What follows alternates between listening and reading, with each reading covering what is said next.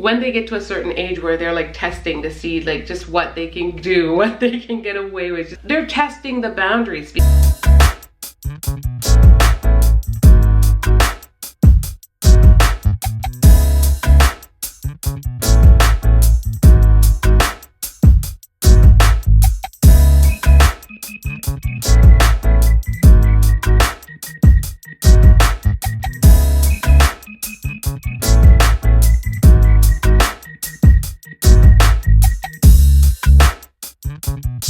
Hey fam, Sarah here. Welcome back to our channel. By the title, you guys will already see what today's video is about. I'm going to be talking about 10 heartbreaking things that no one prepares you for in motherhood. I just thought, I don't know, for some reason this topic was kind of just there in the background of my mind, and I was like, I want to talk about this because I know it's so many moms out there are gonna relate to this wholeheartedly, and maybe dads too. That brought me to make this video. I want to do more sit-down videos with you, and I think this one's going to be in two parts because I'm going to be sharing what these things are, because they're gonna, I'm going to be explaining things as I go throughout the video. But in the part two, maybe I'll talk more about how I handle it, how I react, how I deal with it, how it makes me feel. So if you guys are into that kind of stuff, definitely hit the subscribe button. And if you enjoyed today's video, don't forget to give it a like, because that is very helpful to our channel. As well as leave a comment down below and let me know what your thoughts are on some of the things that I mentioned in today's video, as well as maybe share some of your own things down below that you find heartbreaking in your journey, throughout your journey as a mom or even a dad. I definitely look forward to reading those comments and hearing it, because I know I'm going to be missing some. I want to point out, I try to put my list of things in order as to how they occur, from young into, I don't know, we'll see how it goes, okay? But without further ado, let's get into the video. Okay, so one of the first things that I put on my list is just honestly the sacrifice that you're gonna have to make when you become a mom. I feel bad just categorizing this, but I guess it's the most relatable for me because I am a mom, and I just know how hard us moms go for our kids. We knew we had to sacrifice. We not only sacrificed our bodies when we were pregnant, we have to sacrifice ourselves, like wholeheartedly. We have to do all the things, whether it's breastfeeding, whether it's like just trying to juggle your whole life around it, not getting to take a shower when you want to, not getting to go to get a bathroom break when you wanna.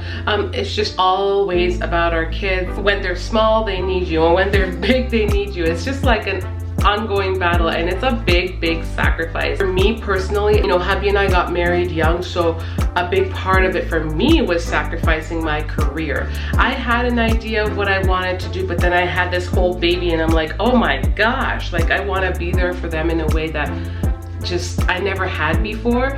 And my parents were great. My parents were there for me, but at the same time, I have a different intuition than my parents. I have different likings or desires that I want for my kids, and so that pulled on my heart quite a bit, and I sacrificed my career, my studies to just be mom. At one point or another, I figured it out and found found myself and realized that, oh, it kind of caught up to me because I was so focused on my little one. But then as you're motioning through things, through your mind, you just start to see other sides of things that you weren't seeing before. So at first I was sacrificing everything for the little one. And I'm just saying the little one because maybe say it started with my first child.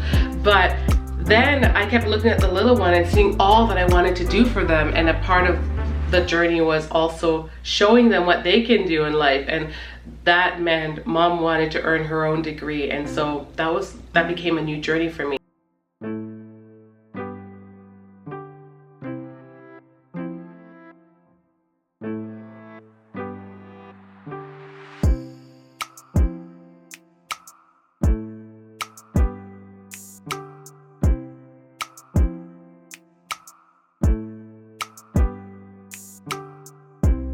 Initially, I sacrificed that for my little one, and then even when I was struggling to get the degree, I had to sacrifice a ton. I sacrificed my sleep because my kids got the whole of me throughout the day, and then my studies got the best of me in the evening and at night, and just it's just a big struggle. If you're a parent, not just a mom, but if you're a parent, you will understand exactly what I'm talking about. It's a big sacrifice to have kids. You can't be selfish and be a parent. It just doesn't go to, at least it just doesn't go in my head.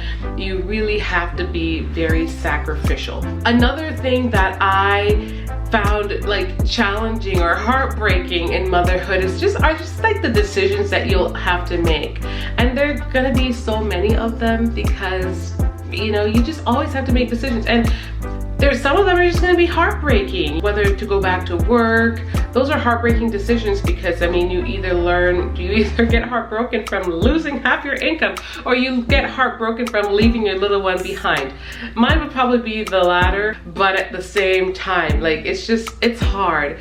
Taking an income cut is always like a harsh reality, but it's a tough decision to make when you are like, you have a lifestyle in mind that you envision for your kids and you're trying to give that to them. There's just no perfection, so you're just being tugged in both directions, and it's tough. It's really, really tough. So another one that kind of goes hand in hand with that is leaving your child behind. And you know, it's a tough one. I have been very fortunate where I haven't had to do that a ton because I'm not at work. I'm a stay-at-home mom, but I feel for the moms who have to and the ones who actually struggle with it, because I know there's some moms out there who are just like, okay, I don't mind. The daycare can help me or the school can help me. I'm going to work because this will keep my sanity. And hats off to you if that is you. That's okay. It's you. You make decisions for you. But then there are some moms that have a very they're very sensitive and it pulls on their heartstrings to do certain things. And for me, I am that mom, and it doesn't make me any better than the mom that I mentioned before. It's just we're different. We're different. And for me, it was hard to leave my kids, but I have even though I'm a stay-at-home mom, I brought my kids to preschool when they were younger, and I did leave them at preschool. And just even to leave them to go to, especially when they're young, to leave them just to go to the gym or to do just things that I want to do, like it's not always easy. So when you become a seasoned mom, you kind of learn to just kind of, okay, you realize where you fit in and you have to make time for yourself. I love having a big family. I don't know if we're done yet. Like, I'm just keeping it real with you, but at the same token, it's a challenge, always trying to find time for you and just making sure that you fit just the time that you want. For me, it's not too much. A big part of my heart's desire is just raising my family, so I get so much joy out of that. But I do still like some time for me, like to sit down and film my videos and talk to you guys. Time to run to the gym when the gyms are open. Time to go for my walks like I love to do. Time to do my trap cardio dancing at home. Just all the things. So let me know what are some of the things that you want to do that you kind of had to make way for with your child. Well, I'm not going to stay too long on number 4 because it kind of just rolls into number 3, the school drop off. It's basically the same thing as leaving your kids behind, but you're not leaving them behind. You're actually bringing them somewhere to drop them off into the hands of someone else. It's a similar concept, and that's a tough one, and I know it's a tough one for a lot of parents. Some parents cry. Yeah, it's hard. I can understand. You're totally entrusting your little being that you've brought into this world into the hands of other people, and you're leaving them behind for however long, for a whole day. And it can be challenging for some, for sure. As much as I've homeschooled, I've also still experienced that because I did it with all-day preschool, and I also now have older kids who have been to school for the whole day, so I do understand what it's like. And the first day it's like, oh, but you get over it real fast because reality sets in and it just becomes a part of life and a part of the routine. So this one is a tough one, and I know a lot of you guys are going to relate to this. A tough one that I find that no one prepared me for in motherhood is punishing my kids.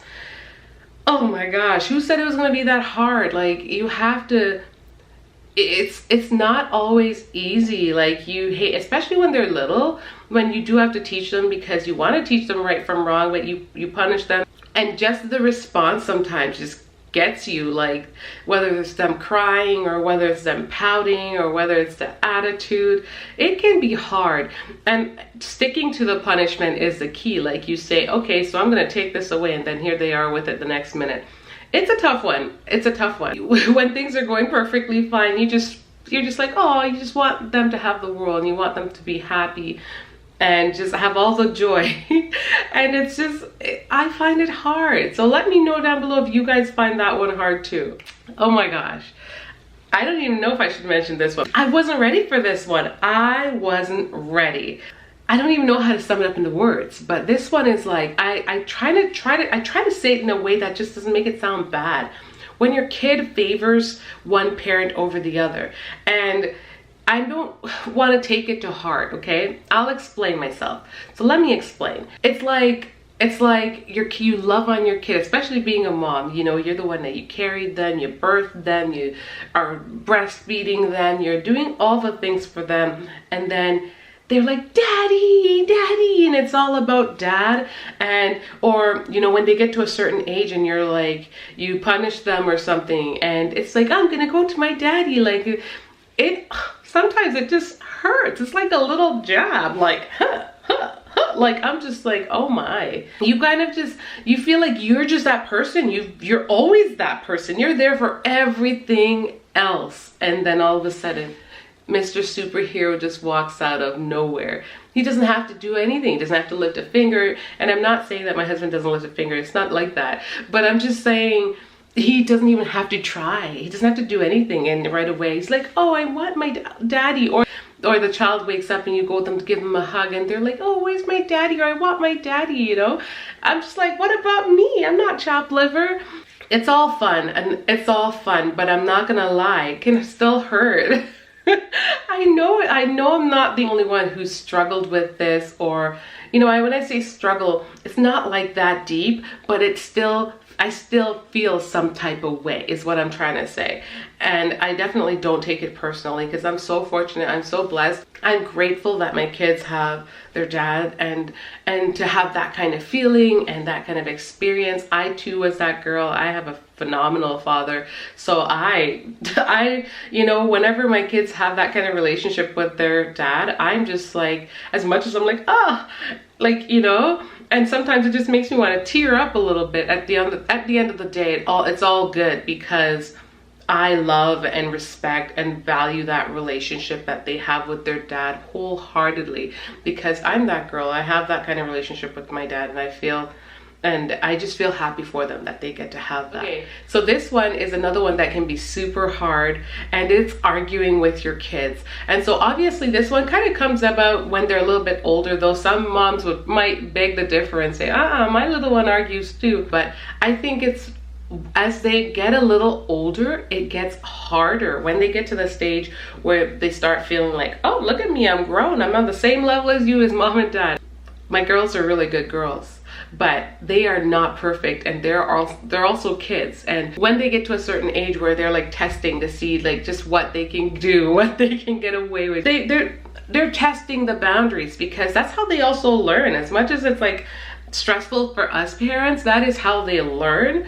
And it's just, it can be, it's not fun, you know? You argue to prove a point, and when they're arguing, it's almost like they're stripping you of the value of your conversation, what you're trying to point out. They're arguing with you because they're going against what you're saying. I don't know, I know in the moment it's not that deep, they're just kids, but in the moment for us parents, it kind of hurts. Like especially if you're not the kind of parent that just wants to get furious and frustrated, you know, just frustrated and just lash out. Like, that isn't me. I don't want to be that. So I'm usually trying to use my patience and my heart, and those kind of things kind of, it always just kind of hits home. It just doesn't feel very good when you see things for your kids and you're trying to point it out, or you're trying to call them out on something or whatever it is, and they're just arguing against it.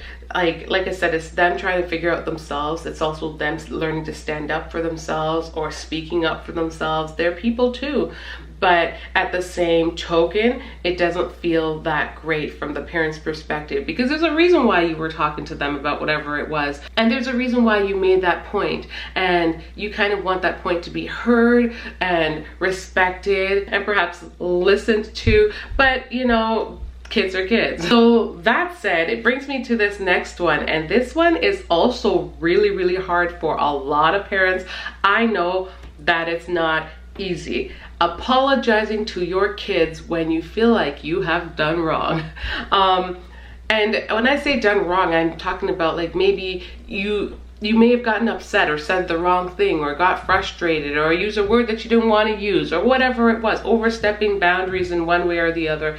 Our kids, especially when they get to be teenagers, they are people, and I'm one of the firm believers that our modeling is so important to our kids. Kids will learn, yeah, they can learn and hear from us doing this, but they will learn so much more through us modeling the behavior. So that being said, whenever we overstep boundaries too as parents, it's important for us to learn how to apologize, to, you know, try to like patch it back up and make it a little bit better. Sometimes it's not easy, but we too have to find ourselves and find that inner love and that inner care and respect for our children as well, because they are kids. And so I think it's a two-way street, though.